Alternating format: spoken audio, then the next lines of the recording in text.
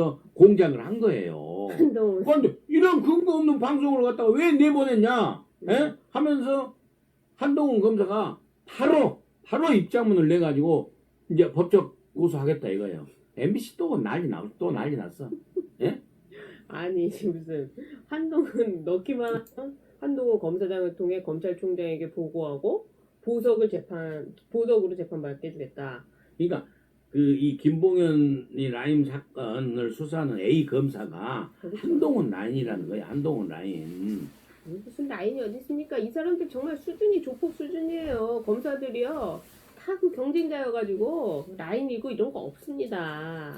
그러니까 우리가 좀 합의 맞을 수는 있겠죠. 합의 스타일상. 그러니까 1차 채널A 사건 네. 검언 유착 한동훈 엮으려고 해갖고 댕기열만 지금 기소돼 버렸잖아요. 네. 거기서 한동훈을 엮으려고 했다가 한동훈 그 녹음 테이프까지 나왔잖아요. 네. 그렇지만 그 사건하고는 전혀 별개. 이 김봉현 진술로 해서 라임 사건에 관련해 가지고 검사들 술 접대한 거 있지 않습니까? 네. 술 접대한 거 지금 술 접대한 사실이 없어. 이 변호사는 없다고 주장을 해요. 네. 그러고 술 접대를 했는지 안 했는지도 몰라요. 김봉현이 날짜도 특정 못한대요. 예, 그래요. 그런데 이제 박훈 변호사는 관종. 뭐 검사라고 사진까지 올려불고 관종. 제일로 문제가 뭐냐면은 이 말을 믿고 추미애 법무부 장관이 한동훈을 감찰을 지금 했잖아요. 지금 감찰을. 한동훈보다 추미애가 먼저 가게 생겼어요. 추미애가 웃긴 게요. 추미애 법무부 장관이 진짜 웃긴 사람이라는 게 뭐냐면 채널A 사건 때는 그 다른 있잖아요. 사기 혐의로 된 그 피의자, 범죄자. 이철. 그 사람으로부터 시작된 걸로 해가지고 한동훈 해가지고 그 검언 유착이라고 한동훈 해가지고 이 난리를 펴고 아무것도 나온 게 없지 않습니까? 네. 이번에 또 김봉현이라는 이 사기 범죄 혐의자의 말만 듣고 지금 이 나라 법무 행정을 갖다가 완전히 난장판으로 지금 만들어 놨지 않습니까? 그렇습니다. 여기 추미애 법무부 장관이 김봉현이 지 편지에 춤을 춰주니까 김봉현이가 이 기자 부르고 저 기자 부르고 해가지고 계속 안에서 공작을 하는 거 아니에요? 지금 거기에 관제 방송이 나선 거요. 그러니까 채널A 그때 검언 유착 때도 MBC가 보도하고 KBS도 오보했지 않습니까? 근데 이번에는 라임 사건에 전혀 한 번도 이름 안 나온 이 한동훈을 이 범죄자 입에 추미애 법무부 장관이 놀아나니까 김봉현이가 또 한동훈이 또 끄집어 들인 거예요. 그걸 덜커당 MBC가 물어문 겁니다. 딱 물었어요 지금. 아니 모르죠. MBC랑 그렇게 먼저 다 얘기가 돼가지고 보도했는지 누가 먼저 지시를 내렸는지 모르죠.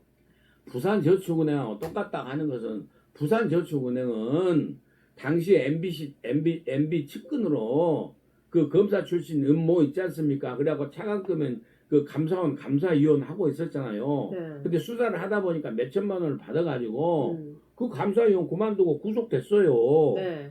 그거하고 한동훈이는 돈 받은 거 캥이는 이런 돈으로 한 번도 만나지도 않았다니까 뭔 소리냐고 지금. 부산저축은행 하면 저는 문재인이밖에 생각이 안 나는데 그걸 알고 저러는지 모르고 저러는지 아시죠? 그거. 나 진짜 아니 부산저축은행 하면 문재인 약점 아닙니까? 당연하죠. 네? 옛날에 그 이재명이가 문재인 부산저축은행 의혹 비난글 올렸다가 삭제하고 뭐 난리도 아니었잖아요. 네. 저는 부산저축은행 하면 그거밖에 생각이 안 나는데 무슨 부산저축은행 사건 꼴이 난다. 뭘 좀 해먹을래도 앞뒤가 맞아야죠. 아니 그러니까 그 문재인 꼴 난다는 건가? 범죄 심리학자로 네. 유명해서 이번에 그 야당 국민의힘으로 이수정? 온 예. 그분 있잖아. 이수정. 이수정 교수가 보다 뭐래서 얘기했어. 아니 범죄자가 입만 열면 거짓말을 하는데 어떻게 법무부 장관이 그 말을 믿고 이렇게 정의를 실현한답시고 이 난리를 피냐 이거예요. 도대체 이게 법무부 장관의 기본이 맞냐 이 말이에요. 기본이 맞냐. 그렇습니다. 예? 추미애 이수정 교수가 하는 거 추미애는 범죄자가 입만 열면 그것이 거짓말이지 모르냐 이 말이요 지금. 모 눈에는 뭐만 보인다더니 진짜 난 그래서 도대체 이제 또 이렇게 하는 게 좋다면서요? 좋아요. 추미애가 계속 이렇게 칼춤을 이 춤을 춰줘야 광란의 춤을 춰줘야 계속 문재인의 몰락의 길이 빨리 되고 음. 예?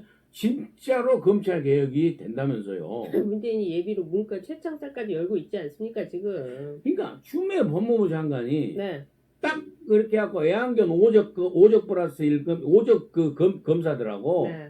딱 짜고 하니까 지금 이 나라가 이렇게 된 거예요. 지금 이 대한민국의 법무 행정이. 아이고 도대체가 법무부가 조용한 날이 없습니다. 추미애 공정과 정의를 외치는 법무부 장관이요? 자기 아들은 어떻습니까? 뭐 좀 지금 최근 뉴스를 보니까 한 20분 타령한 그 친구가 징역 2년을 선고받았대요. 그 댓글에 엄마가 추미애가 아니냐, 카톡 안 보냈냐, 막 난리가 났던데 이제 그 추미애가 이렇게 계속 그 쌓고 있지 않습니까? 예. 그리고 고검에서 네. 아들 네. 수사 다시 한번 할 거예요. 지금 저한테도 연락 온 게 있는데, 할 수밖에 없다면서요. 네, 지금 검찰 쪽 얘기를 들어보니까 네. 분위기가 지금 심상치가 않습니다. 동부지검 내에서도 분위기가 지금 만만치 않은데, 제가 뭐 친한 선배. 관련해서 제가 이제 신변의 위협이 있으니까 여기까지만 말씀을 드리고요. 네. 오, 친한 선배 뭐 계신 모양이죠. 아이 그런 말씀 마세요. 아, 또 네. 오해합니다. 어쨌거나 지금 뭐 취재를 해보면요, 네. 이 검찰청 내부 분위기가 심상치가 않아요. 그래서 추미애가 이렇게 하면 할수록 MBC까지 끼면 낄수록 검사들이 뭉치는 거 아닙니까? 아니 그러니까 한동훈 검사 하도 어이가 없으니까 바로 입장문을 내가지고 어떤 그 기자하고 MBC하고 전부 다 법적 책임을 묻겠다 이거예요. 물을 수밖에 없죠. 진짜로 아니 보도를 해도 웬만히 보도를 해야지. 그리고 MBC는 뭐 세금 들어가는 것도 아니니까 KBS와는 달리 MBC는 MBC 플러스 기자, 보도국장, 사회부장, 법조팀장 다 그냥 물을 수 있죠. 다 모여서 정말로 그 징벌적 그 손해배상이라고 그렇죠. 징벌적 손해배상. 징벌적 손해배상이라고 해서 수십억씩 갖다 해야 될 것 같아. 맞습니다. 이거 뭡니까? 애만 사람 잡아가지고 계속해서 세뇌시키는 거라니까 일종의. 아니 MBC가 어쩌다가 저렇게 진짜로 공작방송 수준으로 떨어져 버렸냐 이 말이에요. 아니 사실 근처로 가야 될까요? 사실 근처로 세상에. 아유 MBC는 뭐 저렇게 몰락하게 내버려 두시고요. 예. MBC는 뭐 광고도 잘 안 된답니다. 그렇게 그냥 문 닫으라고 하세요. 당연히 망할 수밖에 없죠. 그러고 추미애가 저렇게 되면은 여당에서 아주 이제 대통령이 지금 멍서 모르고 지금 아유 그놈의 대통령 소리 좀 그만하시라니까요. 하여튼 달림이 잘 된 줄 알고 이러고 있으면은 문통이라고 하세요 문통. 당에서라도 정신 차리고 해야 될 거 아닙니까? 당에서라도. 아이고 당도 더하더만요. 어? 당도 더해요. 아니 저 돌쇠 김태년이는 세상에 무엇이 그 검사들 230여 명이 댓글 나도 커밍아웃 했는데 그러면 진짜로 그 검사들 다 사표받고 예? 그것이 검찰 저항입니까? 그것이? 검찰 개혁에 대한 저항이요? 커밍아웃 했는데 사표 낸다고 안 했잖아요. 그럼요. 뭔 사표 낸다는 소리 안 했어. 누구도 이러고 나면 230명 다 징계를 해라. 징계를. 감찰합니까 또?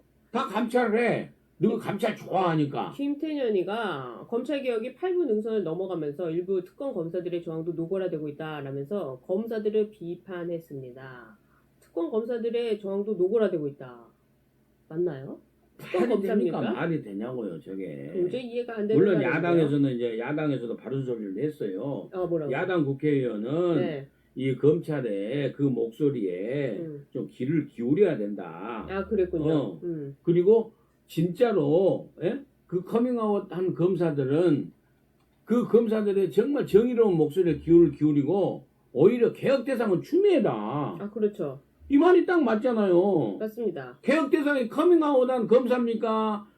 사람이 동률이 나왔습니다. 21.5%로 동률인데 한 달 전, 그러니까 9월 달에 비하면 이재명 지사는 0.1%포인트가 올라갔고 이낙연 민주당 대표는 1%포인트가 떨어진 것이다. 그런데 여기에 윤석열 검찰총장은 한 달 전에 비해서 10.5%에서 17.2%로 6.7%포인트가 올라갔다. 이거는 대검 국정감사에서 윤석열 검찰총장이 보여준 어떤 결기 있는 모습, 이런 것들이 직접적으로 영향을 미쳤다고 보여지죠. 그런데 이 내용을 뜯어보면 우선 인천, 경기 같은 곳에서 17.2%를 보였습니다. 그래서 8.3%포인트가 올랐고요. 상대적으로 다른 지역보다 많이 올랐다.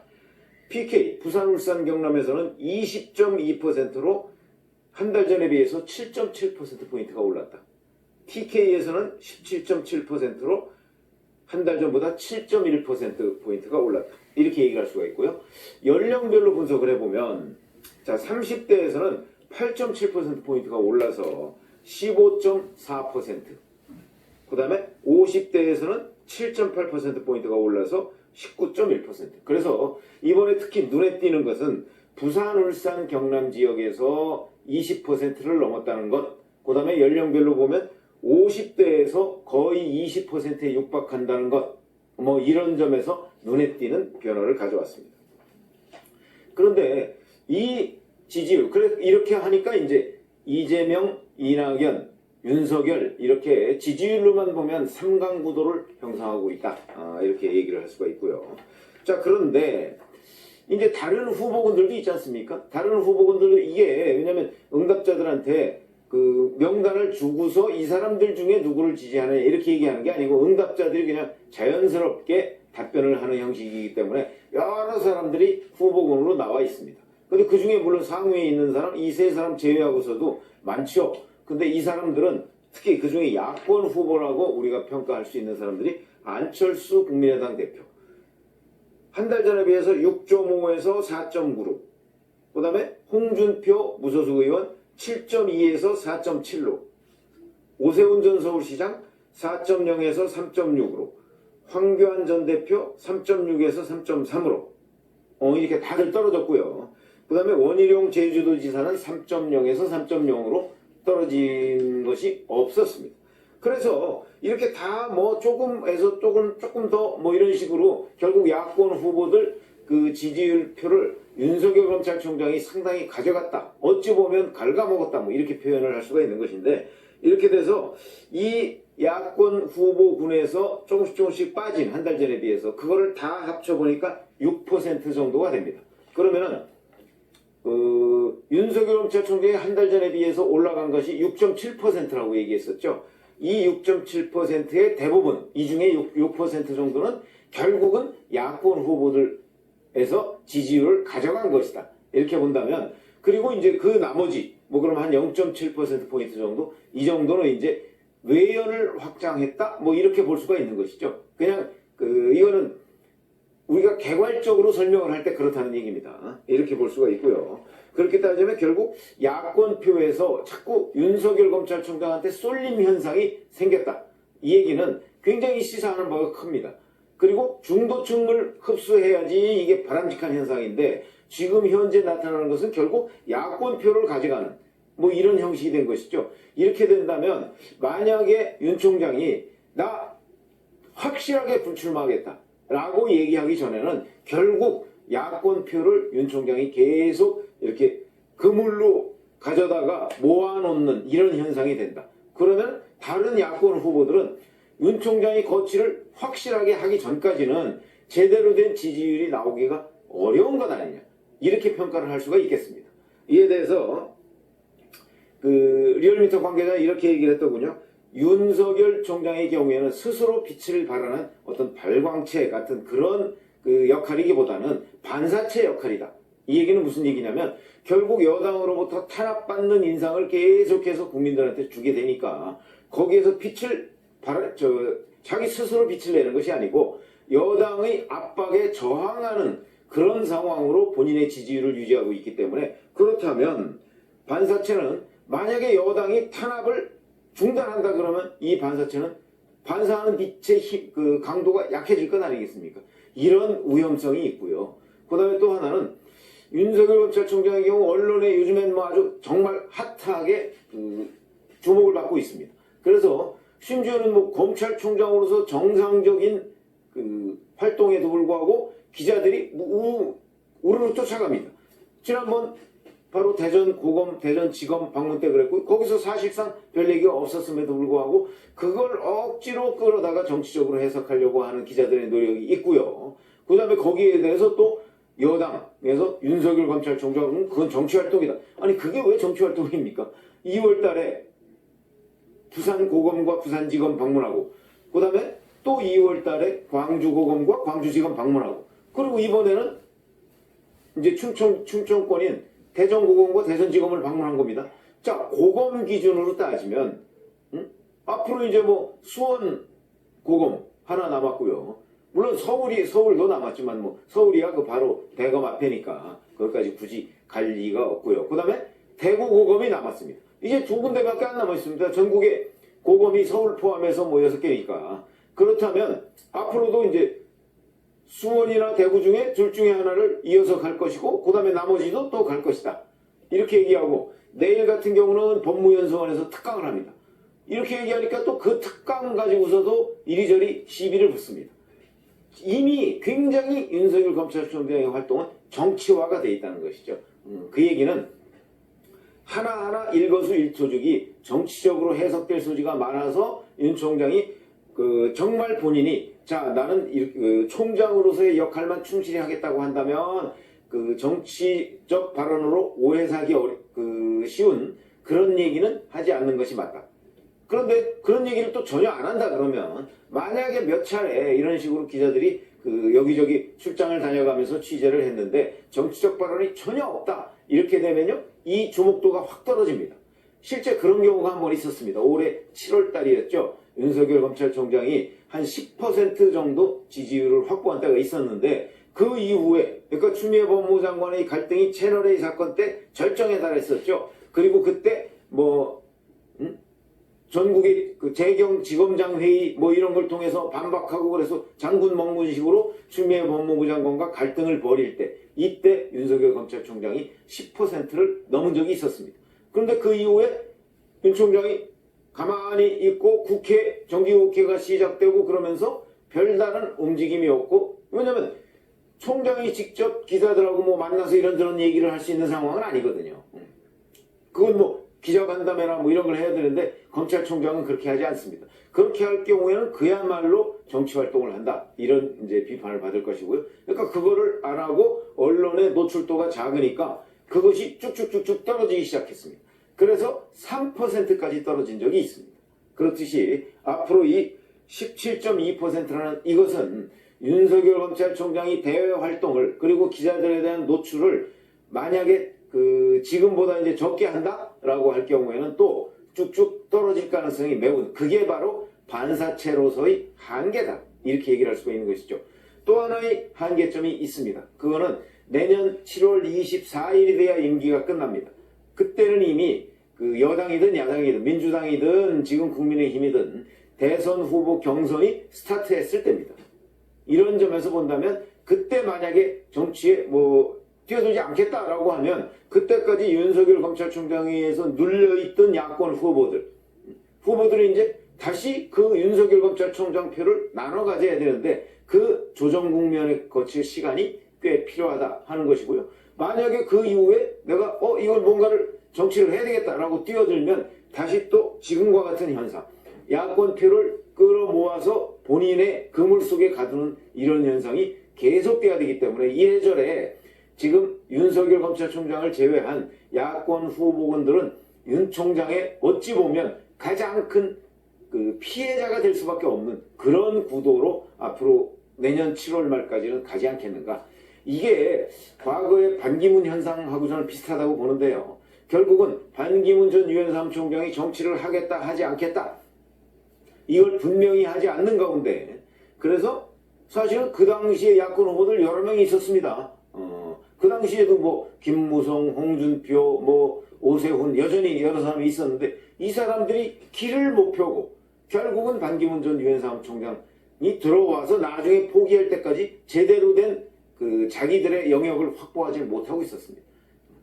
근데 이거는 반기문 전 유엔 사무총장의 책임이다 이렇게 얘기하기가 어렵고요. 그건 결국 어찌 보면 야권 지지자들의 어떤 표적을 제대로 찾지 못해서 움직이는 현상입니다. 그런데 그 반기문 현상과 같은 그런 일이 또 윤석열 검찰총장한테 지금 보였고요. 어찌 보면 그래서 윤석열 검찰총장은 이제 임기가 있기 때문에 뚜렷한 한계가 있습니다만은 본인이 그렇다고 임기 종료 전에 정치를 하겠다 하지 않겠다고 한다면 혹시 모르지만 정치를 하겠다는 걸 발표를 할 수는 없습니다. 그렇기 때문에 만약에 윤 총장이 정말 정치를 하지 않겠다 이것이 확고하다고 생각을 한다면 그 전에 뭔가 그 본인의 거취에 관한 메시지를 확실하게 야권 그 유권자들한테, 야권을 지지하는 유권자들한테 보여줄 필요가 있겠다. 저는 오늘 이번 이 리얼미터 여론조사 결과를 봐가면서 그런 느낌을 받았습니다. 이대로 가다가는 야권은 또다시 그냥 윤석열이라는 사람만 바라보고 다른 사람은 거의 그 지지율이 바닥을 헤매는 이런 상황이 지속되다가 내년 후년, 만약에 내년 7월 말이라고 한다면 대통령 선거까지 얼마 안 남은 기간입니다. 뭐 한 8개월, 7, 8개월 정도 남은 기간인데 그 기간 동안에, 물론 그 기간 동안도 요새처럼 뭐 이 SNS나 이런 것들이 아주 거의 실시간으로 확산되는데 별 그 시간이 필요하지 않다고 하더라도 약간의 하여튼 한계점이 보인다. 왜냐하면 야권으로서는 그렇다. 여권은 이거보다 좀 더 빠르게 뛰어갈 수 있는 그런 상황이 되지만 야권은 조금 다릅니다. 약간은 그런 점에서 불리한 점이 있죠. 그래서 그런 것들을 종합적으로 감안한다면, 자, 지금 윤 총장은 어찌됐든 간에 본인이 오해를 받는 한이 있더라도 대외적인 활동을 아마도 계속해야 되지 않을까. 그런데 내일 이제 진천의 법무연수원에서 특강을 하고요. 이어서 내일은 이제 뭐 그 신임 부장검사들 특강이라고 합니다. 그리고 이제 그 다음에 또 뭐 차장검사 승진자 신임 이 사람들을 위한 특강도 지금 예정이 돼 있다고 하고요. 그리고 뭐 대구고검이나 대구고검지검, 그 다음에 수원고검지검 뭐 이런 데 방문도 예정이 돼 있는데, 그러면 이제 대략 뭐 대외적으로 나타날 수 있는 그 계기가 한 4건 정도가 되는 것이죠. 이렇게 해서 그렇게 해서 이걸 계속 지지율을 어찌 보면 이 반사체의 지지율을 유지해 가지 않으면 그러면 다시 또 떨어졌다가 좀 회복했다가 여권의 공격을 받고 뭐 이렇게 될 가능성이 있다. 이거는 그런 관점에서 윤석열 검찰총장의 그 대선 후보 지지율이라는 것을 봐야 된다. 그래서 어찌 보면 사실은 뭐 그만큼 그 윤 총장이라는 사람이 그 야권 그 지지자들의 주목 반경 내에서 이렇게 완전히 멀어지는 일은 없을 가능성도 있습니다. 그건 왜 그러냐면 지금 이런 그 대외적인 활동이 예정돼 있는 것, 이러면 뭐 금년 내년 초까지는 뭐 그냥 지나가겠고요. 그러면 내년 이제 초 뭐 한 2, 3월 뭐 이렇게 간다면 서울시장 보궐선거 때문에 이제 뭐 또 그 관심의 초점이 그쪽으로 갈 것이고, 끝나면 곧바로 이제 서울시장, 부산시장 보궐선거 끝나면 그 여진과 함께 윤 총장의 이제 퇴진이 얼마 남지. 참고로 MBC는 한동훈과 채널A 간의 검언유착 의혹을 보도했습니다. 그런데 지금 이 재판 어떻게 되고 있습니까? 제보자 X 지금 재판에 나오지 않고 있습니다. 지금 MBC 멘붕 상태에 빠진 것 같습니다. 그런 MBC가 또 한 번 더 라임 사태 김봉현 전 회장의 입을 빌어서 한동훈 검사장을 끌어냈습니다. 한동훈 검사장 즉각 반발했습니다. MBC 뉴스데스크의 보도가 나오자마자 기자들한테 입장문을 보내서 바로 이 기사를 보도한 MBC의 기자와 MBC 등에 대해서 법적 대응을 하겠다고 했습니다. 자, 그런데 저도 명예훼손 소송을 많이 해봐서 알지만 지금 MBC는 상당히 불리한 처지에 있습니다. 원래 이런 것들이 실수로 했다고 하면 조금 봐주지만 지금 MBC는 의도적으로 한동훈 검사장을 겨냥하고 있습니다. 물론 MBC가 힘이 있고 돈도 많고 뭐 강한 매체니까 한동훈 검사장쯤은 아무것도 아니라고 생각했을지 모릅니다. 그리고 지금 한동훈 검사장은 추미애 장관의 공적입니다. 문재인 정권의 공적입니다. 왜? 조국 전 장관 일가 수사를 지휘했기 때문입니다. 미운 털이 단단히 막혔습니다. 그렇다 하더라도 한 인간을, 한 검사를 이런 식으로 특정 매체가 계속해서 근거도 불투명한 것 같은데 이렇게 공격하는 것은 만약 법정에 서게 되면 상당히 불리해집니다. 자, MBC 어제 보도는 상당히 좀 이상했습니다. 제가 볼 때는. 물론 이런 진술을 했다 하더라도 이런 검증도 없이 바로 특정 검사의 이름을 거명하면서 올가매려하는 것은 나쁜 불순한 의도가 있다고 의심받기 충분합니다. 자, 한동훈 검사장 그렇게 간단한 사람 아닙니다. 정진웅 차장검사 당시 이 핸드폰 압수수색 과정에서 폭행 혐의로 현장에서 고소장을 썼던 그런 사람입니다. 박근혜 이명박 전 대통령을 수사했고 삼성을 수사했고 그리고 지금 조국 전 장관 청와대 하명 사건 등을 수사 지휘했던 인물입니다. 제대로 MBC가 걸린 것 같습니다. MBC의 대형 오보 의혹입니다. 이게 대형 오보로 확정된다면 MBC는 앞으로 상당히 곤란해질 것 같습니다. 지금 채널A와 한동훈의 검언 유착 의혹 보도 이것도 조만간 법원 판결에 따라서는 상당히 코너에 몰릴 가능성이 높습니다. 한동훈 검사장 독한 사람입니다. 아무튼 일이 상당히 재밌게 굴러가고 있습니다. 진성호의 융단 폭격 시작합니다. MBC를 융단 폭격합니다. 방송에 앞서 아직 진성호 방송에 구독자가 아니신 분들은 붉은색 구독 버튼 눌러주십시오. 더 좋은 방송으로 보답하겠습니다. 어젯밤 좀 뜬금없다는 생각이 드는 MBC의 단독 보도가 있었습니다. 자, MBC나 어젯밤 뉴스 데스크를 통해서 라인펀드 사기 사건의 핵심 인물 김봉현 전 스타 모빌리티 회장의 새로운 진술 내용을 단독 보도했습니다. MBC는 김봉현 전 회장의 검찰 로비 창구로 지목된 A 변호사가 김 전 회장에게 검사 수일 접대를 제안하면서 라임 사건이 터지면 부산저축은행 사건처럼 된다고 회유했다고 보도했습니다. 자, 지금 이 A 변호사는 일단 김봉현의 검사 수일 접대 자체를 지금 부인하고 있습니다. 그리고 이 사건 수사도 지금 한창 진행되고 있는데 김봉현의 거짓말로 확정될 가능성이 높습니다. 그런데 이걸 기정사실화하면서 라임 사건이 터지면 부산저축은행 사건처럼 된다. 자, 이게 무슨 말이냐면 이명박 정권 때 있었던 사건입니다. 자, 이명박 대통령의 측근들이 아마 이 사건으로 곤욕을 치렀던 걸로 기억합니다. 그러면서 MBC는 이 A 변호사가 김봉현 전 회장에게 A 검사는 한동훈 라인이다. 청와대 수석점도 잡게 해주면 A 검사가 한동훈 검사장을 통해 검찰총장에게 보고해 보석으로 재판을 받게 해주겠다는 제안을 했다고 보도했습니다. 한동훈이라는 이름을 꺼낸 겁니다. 자, 이 검사가 한동훈 검사장을 통해 검찰총장에게 보고해 보석으로 재판을 받게 해주겠다. 청와대 수석 강기정을 뜻하는 것으로 보입니다. 자, 그러자 보도가 나온 직후 한동훈 검사장은 이 사안과 무관하다. 저에게 확인조차 없이 악의적으로 실명을 적시한 것에 대해서 법적 책임을 물을 것이라고 즉각 입장을 밝혔습니다. 자, MBC는 이날 김봉현 전 회장 측 관계자를 인용해 이 변호사가 지금까지 A 변호사라고 지칭됐던 이 변호사가 김봉현 전 회장을 상대로 수사 무마 로비를 제안하는 과정에서 한동훈 검사장을 언급했다고 보도했습니다. 김봉현 전 회장 측 관계자는 이 변호사는 A 검사가 한동훈 검사장을 통해 총장에게 얘기하지 못하면 자신이 직접 총장에게 보석을 요구하겠다 이런 말도 했다. 이렇게 MBC에 전했다고 했습니다. 사실일까요? 자, 지금 이런 정황들이 사실이 아닌 것으로 드러나기 시작한 것은 일단 윤석열 총장과 이 변호사가 굉장히 껄끄러운 관계라는 것이 드러나고 있기 때문입니다. 어제 연합뉴스가 그런 점을 보도했습니다. 자, 한동훈 검사장은 뉴스가 나온 바로 그날 밤 기자단에게 입장문을 전달했습니다. 저는 이 사안과 어떤 식으로든 전혀 무관하다. 사건에 관여한 바도 어떤 변호사든 어떤 검사든 이 사안 관련해 만나거나 연락한 바도 전혀 없다.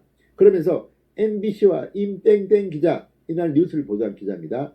임땡땡 기자, 위 기사의 유포자들 등에 대해서 수감자 김봉현의 말, 거듭된 소위 폭로 동안에도 전혀 없었던 말이기도 합니다만 이 김봉현의 말만을 빌어 저에게 어떠한 확인조차 없이 제 실명을 악의적으로 적시한 것에 대해 법적 책임을 물을 것이라고 밝혔습니다.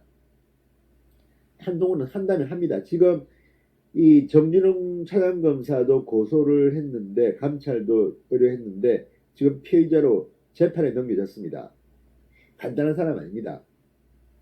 자, 1,000억 원대 사기 횡령 혐의로 구속 기소돼 수감 중인 김봉현 전 회장, 지난달 변호인을 통해 옥중서신을 공개해 검찰 로비를 주장했습니다. 그러나 김봉현 전 회장이 두 차례에 걸쳐 공개한 A4 20쪽 분량의 편지에는 한동훈의 이름은 등장하지 않습니다.